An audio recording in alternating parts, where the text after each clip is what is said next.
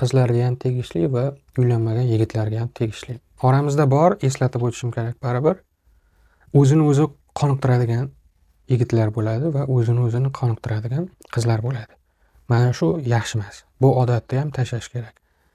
Qanchalik o'zini o'zi turmushga chiqmasdan turib, juftiga ega bo'lmasdan turib, ayol kishi, qiz bola yoki o'g'il bola qoniqtirib yuradigan bo'lsa, undan energiya berib turadigan gormonlari chiqib ketadi, sarflanib ketadi.